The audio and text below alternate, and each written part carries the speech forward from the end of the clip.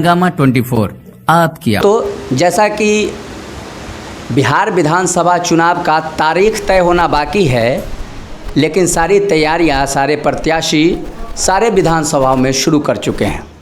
Social media के माध्यम से वर्चुअल रैली के मामले को रखे में तमाम हथकंडे अपना के और जो चुनाव का प्रचार है वो शुरू हो गया है। तो इस चुनावी यात्रा में आपने देखा होगा कि कांटे विधानसभा, मीनापुर विधानसभा, इन तमाम प्रत्याशियों का साक्षात्कार हमने किया, हंगामा 24 के टीम ने किया। और आज इसी सिलसिले में हम गाय घाट के एक भावी उम्मीदवार ललिता सिंह के आवास पर पहुँचे और उनसे आज होगी कुछ चुनावी माहौल के बारे में बातचीत, उनके प्रत्याशी होने के बातचीत, और उनसे जानेंगे कि इस बार विधानसभा चुनाव में उनका गाय घाट के आवाम के लिए, जनता के लिए क्या तैयारी है, चुनाव की क्या तैयारी है। इन तमाम मुद्दों पर हमारी बात होगी। तो सीधे लिए चलते हैं ललिता सिंह के पास और कुछ सवाल होंगे और जवाब हम उन्हीं से लेंगे। ललिता जी, आपका हंगामा 24 में बहुत बहुत स्वागत है। जी नमस्कार। सवाल आपका है कि हम विधानसभा में आए हैं और अभी नहीं आए हैं। मेरा तो जन्मभूमि ये है, यहाँ की हम बेटी हैं, तो हम समझते हैं कि जन्म लिए यहाँ पे तो सेवा भी यहीं पे किए, लोगों का सेवा किए, भाव किए। और एक शुरू से हमारे मन में ये भावना बैठी हुई थी कि हम अपने समाज का सेवा करें, हम अपने परिवार का सेवा करें। और कुछ कारणों बस कुछ दिन के लिए गैप हो गया। जैसे 2005 में हम चुनाव लड़े थे समाजवादी पार्टी से, लेकिन उस समय बच्चे छोटे थे और घर से भी लोग कहने लगे कि अभी तुम क्या समाज सेवा करोगी, अभी जा कर के बच्चा का सेवा करो। तो हम चले गए, पटना शिफ्ट किए, फिर बच्चे लोग को पढ़ाई लिखाई ये सब में लग गए। उसके बाद फिर हमको ऐसा लगा कि नहीं, हमको करना चाहिए। अब मेरा बच्चा सब बड़ा हो गया, फिर हमको करना चाहिए। फिर हम आए, लोगों के बीच आना जाना शुरू किए, मिलना जुलना, हर सुख दुख में जहाँ हमसे जो बन पड़ा वो हम लोगों के लिए किए, काम किए। उसके बाद मतलब पिछली बार हम बहुत ज़्यादा प्रयासरत थे और जनता को भी उम्मीद थी कि ये टिकट लेके आएगी। और सारे लोग के कहने पर, अपने जनता को की आवाज़ को सुन करके मैंने ये फाइनल किया कि नहीं, हमको इस बार टिकट लेके आना है और चुनाव लड़ना है। लेकिन संजोग बस ऐसा कहिए या नहीं, हमको मिलना था, बीना जी को मिला और हमको नहीं मिला। फिर हम सोचे कि हम अपना मतलब लड़ेंगे निर्दलीय। सब लोग कहने लगे कि तो तुम निर्दलीय आ जाओ, लेकिन हमारे पार्टी से आदेश हुई कि नहीं, आपको निर्दलीय नहीं लड़ना है, बीना जी को सपोर्ट करना है। हम कहे ठीक है भाई, हम पार्टी में हैं तो मेरी दायित्व बनती है कि पार्टी का बात माने। तो हम पार्टी का बात माने और उस बार हम चुनाव नहीं लड़े। और इस बार फिर पिछले 5 सालों से हम क्षेत्र में लगे हुए हैं, अपना भूमिका निभा रहे हैं, लोगों के बीच आना जाना कर रहे हैं और पूरे जोर शोर से इस बार हम विधानसभा की तैयारी में लगे हुए हैं कि इस बार हमको लड़ना है। और पार्टी से हम उम्मीद करते हैं कि हमको वो टिकट दें और हम अपने चुनावी मैदान में सफल हों और आगे बढ़े और अपने जनता और समाज और घर परिवार के सेवा में लग जाए। क्योंकि घर परिवार बोलने का मतलब ये है मेरा कि वो मेरा मैके है। तो हर एक परिवार को हम अपना परिवार मानते हैं, हर एक लोग को हम अपना भाई और पिता और चचा के रूप में देखते हैं। और कल भी हम गए हैं बरियारपुर शादी में, तो जितनी महिलाएं आई हैं सब महिलाएं का एक ही कहना हुआ है कि इस बार कुछ अलग खेला दिखाएंगे आपको, कि आप हर एक महिला से मिलिए और आप महिलाओं के लिए कुछ ऐसा कर दीजिए जो कि महिला सब आपके तरफ हो जाए। पुरुष जाति का हम नहीं जानते हैं, वो आपको देंगे नहीं देंगे, लेकिन महिला के लिए आप कुछ ऐसा कीजिए कि आपके लिए मतलब आप बताइए उनको कि हम अगर विधायक बनेंगे तो हम महिलाओं के लिए, जैसे उन लोगों का कहने का मतलब ये है कि कोई रोजी रोजगार टाइप से कुछ ऐसा हो जाए कि बाहर न जाए, लोग अपने ब्लॉक में, अपने परिवार में, अपने घर में कुछ ऐसा काम करे जिससे कि उनका दाल रोटी भी चले। बहुत ऐसे लोग हैं, गरीब परिवार है, फैमिली है, जो कि चाहता है कि हम कुछ वर्क करें। तो वर्क करने के लिए उनको साधन चाहिए होती है और उनको व्यवस्था होना चाहिए कि हाँ, ये ब्लॉक में फलाने जगह आपने जैसे सिलाई का ही कर दिया, तो एक सिलाई सेंटर खोलने के लिए उन महिलाओं को सपोर्ट करना पड़ता है। वो सपोर्ट कौन करेगा? तो ऐसे बातों को जब हम रखें कि ठीक है, इस सब टाइप का काम आप लोग चाहती हैं, तो हाँ हाँ बिल्कुल, ये सब टाइप का काम चाहते हैं कि कोई छोटा छोटा काम करे और उससे हमारा दाल रोटी चले। और सारी महिला, आपको हम लोग वादा करते हैं कि हम सारी महिलाओं जो हैं सो आपको वोट देंगे और आपको हम लोग जिताएंगे। हम कहें कि बहुत अच्छी बात है। तो महिलाओं को आप जो है, महिलाओं के बीच आपकी प्रसिद्धि होते जा रही है और महिलाओं को आप अगर अपने पास ले आते हैं तो स्वाभाविक रूप से पुरुष खुद ब खुद आपके तरफ रुझान होगा। और जैसा कि हम देख रहे हैं कि आपका चर्चा पिछले विधानसभा से है और अभी तक पार्टी के नज़र में आपकी भी बात हो रही है, आप भी चर्चे में हैं, लोगों के चर्चे में और पार्टी के चर्चे में। आपने अभी कहा कि हम अपने ही विधानसभा में लोगों को रोजगार दे जिससे बाहर ना जाना पड़े। अभी जो माहौल हुआ है कोरोना काल में, जो लोग जूझे हैं, इसको देखते हुए आपने ये निर्णय लिया है। लेकिन ठोस कदम क्या गाय घाट में अभी तक क्या लगता है कि गाय घाट के लोगों का विकास या जो विकास होना चाहिए वो अभी तक गाय घाट में देखने को नहीं मिला है, और जो नहीं मिला है उसका आप पूर्ति करेंगे और आवाम के आशाओं पर आप खड़े उतरेंगे। इसके लिए क्या तैयारी हो, किस तरीके से आपने सोच रखा है? देखिए, अभी जहाँ तक बात है, अभी तो हम हर समस्याओं पर सिर्फ देख रहे हैं और छोटा मोटा जैसे समस्या है, जैसे ट्रांसफार्मर जल जाना, किसी के केस मुकदमा में नाम आ जाना, किसी को बीमार हो जाना, आपके माध्यम से, हम आपके इस टीवी चैनल के माध्यम से बताना चाहते हैं कि हमारे यहाँ जितने लोग हमारे पास आए हैं, यहाँ तक कि यहाँ मेरे घर पे भी लोग आए हैं, हमसे मिलने आते हैं, जो भी समस्या लेकर के आए हैं, चाहे वो ट्रांसफार्मर का जलने का हो वो हमने करवाया है, चाहे वो बीमारी का हो वो हमने करवाया है, चाहे ये कोरोना के स्थिति में घर में मतलब राशन ना हो वो मैंने करवाया। उसके बाद एक गांव में कुमरौल गांव में आग लग जाने से, ये पिछले साल की बात मैं बता रही हूँ आपको, कि कुमरौल गांव में आग लगने से पूरे बस्ती जल गए और वो सब मल्लाह जाति के लोग सब थे। और जैसे ही मैंने पेपर, सुबह सुबह चाय पीने के लिए बैठी और पेपर खोली तो देखी कि उसमें कुमरौल गांव में ऐसे ऐसे, हम तुरंत तैयार हुए और गए वहाँ पे। जाने के बाद उस समय दिवाली का समय था, छठ और दीपावली का।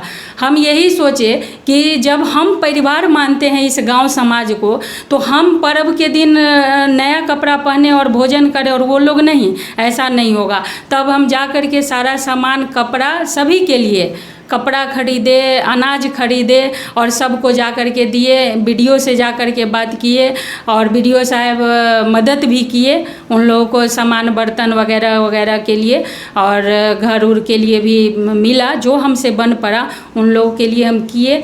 और इस सब टाइप का काम हम करते रहते हैं। अभी भी केस में एक फंसे हुए हैं बुरवारी गांव में, उनका हम काम करवा रहे हैं। चूँकि निर्दोष आदमी है, गरीब आदमी है और उनको लोग फंसा दिए। हालांकि वो केस ले भी लिए हैं, जो केस किए थे वो वापस भी ले लिए हैं, तो हमारे लिए और भी सरल हो गया। वो भी काम कर रहे हैं। मतलब ऐसे अनगिनत काम है जो कि हम किए हैं समाज में और करना चाह रहे हैं। आपने पूछा कि क्या करना चाह रही हैं, वहाँ का क्या क्या विषय है, तो विषय तो सबसे पहले वहाँ का क्या है कि रोड रास्ता नहीं है। अभी बारिश हो रही है और हम कहीं पे जाने की तैयारी करते हैं, लोगों को कहते हैं कि हम आ रहे हैं, तो लोग हमको मना कर देते हैं कि दीदी अपने न आइयो, यहाँ पे बहुत कादो उदो है कि कल्ला परेशान हो। अरे सब हम लोग अपना ही के आदमी हती, अपने न आओ अभी। तो ऐसे कह कर के मना कर देते हैं। रात बरियारपुर भी गए थे, वहाँ की एक महिला हमको कही कि मैडम जी यहाँ का फ़ोटो तनी अपने खींच ले भाई, वहाँ माँ का स्थान है और वहीं पर पूरा कचरा भरा हुआ है, रोड नाला नहीं है, पूरा गंदगी भरा हुआ है। और वहाँ पे लोग कहा कि फ़ोटो खींच ले भाई। हम कहले ठीक है, सिर्फ फ़ोटो खींचने से नहीं होगा। इस जो स्थिति है हमारे समाज की, जो कम से कम रोड नाला रास्ता नहीं है, इस पे हम विशेष करके ध्यान देंगे। दूसरी बात हमको ये कहना है कि बिजली का तार जो है गाय घाट का, वो इतना जर्जर हो गया हुआ है, इतना जर्जर हो गया हुआ है कि वो किसी भी समय किसी का जान ले लेगा। तो सबसे पहले तो अगर हम बनते हैं विधायक तो सबसे पहले हम बिजली का तार रिन्यूअल करवाएंगे। और दूसरा, जहाँ जहाँ रोड रास्ता नहीं है, जो सड़क पे इतना इतना कादो लगा हुआ है, जहाँ गाड़ी नहीं जा सकती है, इंसान को तो छोड़ दीजिए, गाड़ी से आप नहीं जा पाएंगे और पैदल का तो बात ही छोड़िए, वैसे जगह को सबसे पहले ठीक करेंगे। और महिलाओं पर मेरा विशेष ध्यान रहेगा, चूँकि महिलाओं के तरफ से आवाज़ उठी है और हम एक महिला हैं, तो मेरा फ़र्ज़ बनता है कि पहले उनके लिए भी कुछ सोचें। तो ये सब मेन चीज़ सब है। लेकिन आप कह रहे हैं कि आप तो समाज सेवा में सक्रिय रहते आई हैं और आप भाजपा से भी जुड़ी रही हैं। जी। आपके गठबंधन का सरकार है बिहार में, जी। और ये दावा करते हुए नीतीश कुमार जी 15 सालों से चल रहे हैं कि बिजली सड़क का व्यवस्था दुरुस्त हुआ है, तो फिर गाय घाट क्यों अछूता रह गया? क्या गाय घाट में सड़क और बिजली का काम नहीं हो पाया? काम हुआ है, लेकिन काम ऐसा नहीं है कि सरकार ने काम नहीं किया। सरकार अपने जगह काम किया, बिजली पहुंचाया, रोड बनवाया, लेकिन उसका रिन्यूअल भी करवाना होता है। जैसे उसको मेंटेन बोलेंगे कि मेंटेन ज़रूरी होता है। आपने जा कर के काम करवा दिया, सरकार ने एक फंड लाया और उसके तहत आपने सारा काम कर लिया, लेकिन उसका जो मेंटेन है वो तो आपको करना है ना।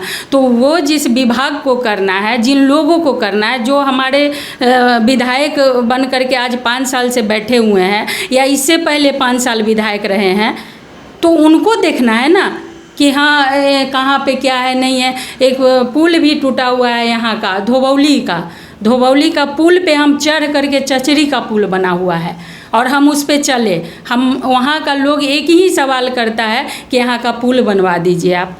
हम माननीय सांसद अजय निषाद जी से हम बात किए और हम भी उनको बड़े आग्रह से कहें कि अजय भाई जी आपसे एक ही आग्रह है कि यहाँ का पुल बनवा दीजिए। तो कहने का मतलब है कि काम करे नेता तभी ना, काम नहीं होगा तो फिर कैसे काम चलेगा। तो मतलब ये है कि काम भी हुआ है, हाँ, और काम नहीं भी हुआ है, जिसको दुरुस्त करने की ज़रूरत है। हाँ। तो कहीं न कहीं जो विकास का जो एक मुद्दा है, रुका हुआ है, वो कई जगहों पर ऐसे ही रुका हुआ है। हाँ, और हुआ है। ये चचरी के पुल लगभग जो है 8-10 सालों से ऐसे ही चल रहा होगा, बहुत दिनों से ऐसे ही। तो आपने सांसद महोदय को ये प्रयास किया कि उस पुल को बनाया जाए। जी हम कहें। चलिए, आपका बहुत ये जोश है, जुनून है और आपका आवाम साथ दे। लेकिन एक सवाल और है कि इस राजनीति में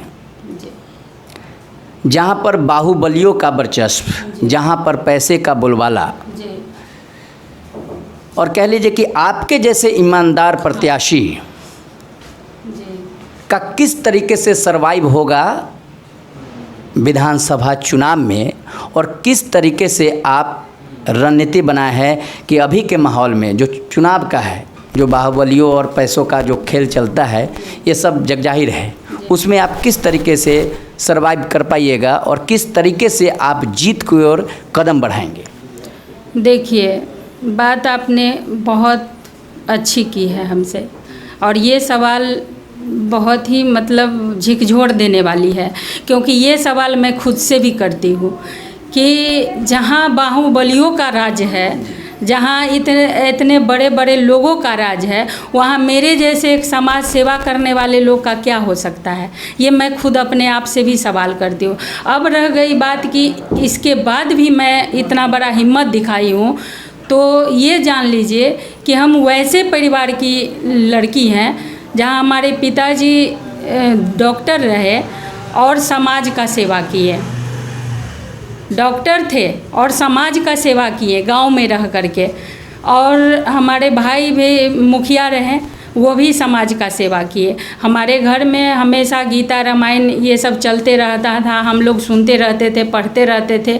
तो ये शक्ति जो, ये विल पावर जो है, हमको हमारे फैमिली से आया कि हम ये सोचे। हमारे पिताजी हमेशा कहते थे कि तुम अच्छे कर्म करो, फल देने वाले ऊपर वाले हैं। आम का पेड़ लगाओगे बेटा तो आम ही तुमको मिलेगा, इसलिए तुम हमेशा अच्छा कर्म करो। तुम अच्छा करोगी तो ऊपर वाला देखने वाला। दूसरी नंबर कि हम माता रानी के भक्त हैं, महादेव के भक्त हैं। हम आज तक जीवन में जो सोचे हम किए, हम उनका नाम लेकर के अपने सच्चाई और अपने बल पे हम कदम उठाएं और वो कदम मेरा सक्सेस हुआ और हम यहाँ तक पहुँचे। आज हम बहुत अच्छे हैं, माता रानी का आशीर्वाद है और बस माँ भगवती का आशीर्वाद और जनता का स्नेह और प्रेम और मेरा कर्म जो कि जनता हमको कहता है। और एक चीज़ हम और भी जानते हैं, हमारे पिताजी बोलते थे कि कर्म प्रधान जानहु विश्व राखा, आ जो जस करहि सो तस फल चाखा। तो हम अपने कर्म को प्रधान देते हैं और जो इंसान कर्म के बल पे उत्पन्न होता है उसका फिर कोई नहीं है, उसका समाज है, उसका परिवार है, उसका आप जैसे लोग हैं। और ये लोग मिल करके हमारे हिम्मत को चार चांद लगाते हैं, हमारे अंदर वो जोश भरते हैं, जिस जोश पे हम अपना तैयार हैं। और आगे हम नहीं जानते हैं कि आगे क्या होगा, लेकिन हम अपने जोश और अपने माता पिता के मतलब कहे हुए बातों पे शुरू से बचपन से चलते आ रहे हैं, उन्हीं के कहे हुए अनुसार पे, तो आगे भी उम्मीद करते हैं कि हमारा परिवार समाज सेवा में रहा तो हम क्यों पीछे हटे। उस परिवार से बेटी हैं तो क्या हुआ, हम भी समाज सेवा कर सकते हैं और यही जोश से आए हैं। बहुत अच्छी बात है और बहुत अच्छा विजन है आपका। आप ईमानदारी के रास्ते पर चल के और जनता की सेवा करना चाहते हैं। एक एक जनता आपके परिवार का हिस्सा हो, जी। इसी मंत्र के साथ आप गायघाट से चुनाव लड़ने के लिए इस बार के भावी प्रत्याशी होंगे। चलते चलते अब आप ये बता दीजिए कि फिर से बाहुबलियों की बात हो गई, राजनीति की बात हो गई, कि क्या आप अभी लगातार लोगों से संपर्क में हैं और गायघाट की जनता आप पर पूरी तरीके से विश्वास करके आपको जीत दिलाएगी, ऐसा आपको भरोसा है? जी, 100 नहीं 110% हम लिख के देंगे कि गायघाट की जनता पे हमको खुद से भी ज़्यादा भरोसा और विश्वास है कि गायघाट की जनता हमको विजय दिलवाएगी और दिलवाएगी तो दिलवाएगी। ये जनता का बोल रही हूँ मैं, ये ललिता सिंह का बोल नहीं है। ये जनता मुझसे बोलती है कि आप आइए, आप में हिम्मत बहुत है और आपके जैसा महिला नहीं देखे, क्योंकि जिस समाज से, जिस परिवार से हम उठ करके आए हैं, अपना हिम्मत दिखाए हैं, तो सब लोग मेरा पीठी ठोकता है कि आप बहुत बड़ा काम और बहुत बड़ी दायित्व अपने हाथ में लिए हैं कि आप आइए और आपका मतलब बहुत ज़्यादा वोटों से हम लोग आपको विजय करवाएंगे और जितवाएंगे और आपके सर ताज पहनाएंगे। ये बात हुई, लेकिन पार्टी का भरोसा भी जितना होता है जी, एक कैंडिडेट के नाते, जी, अगर पार्टी आपको समीकरण जो बनेगा वो तो अभी तय होना बाकी है, अगर पार्टी आपको टिकट नहीं देती है तो आप क्या रास्ता अख्तियार कीजिएगा कि उन जनता का वोट आपको मिले और आपको प्रतिनिधि के रूप में चुना जाए? अगर पार्टी टिकट नहीं देती है तो आपका दूसरा रास्ता कौन सा होगा?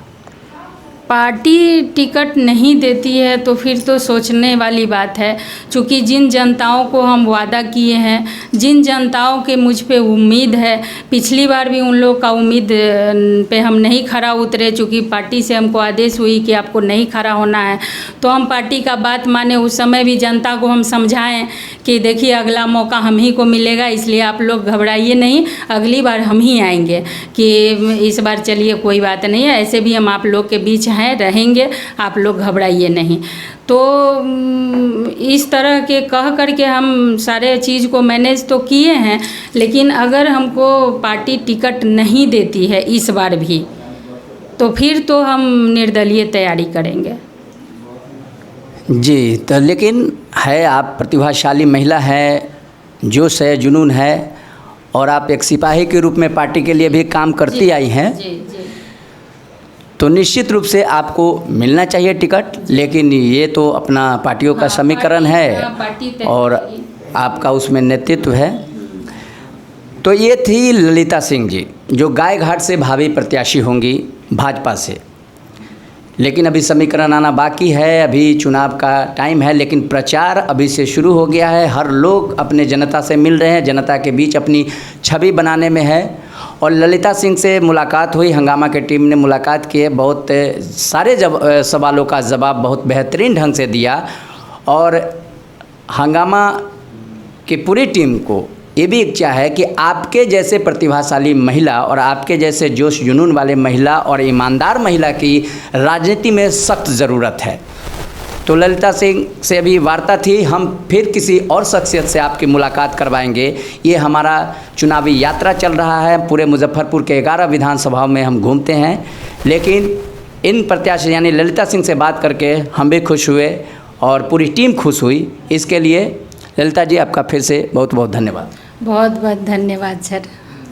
तो फिर हम अगले किसी नए शख्सियत से मुलाकात करवाएंगे, तब तक के लिए इजाज़त दीजिए, नमस्कार।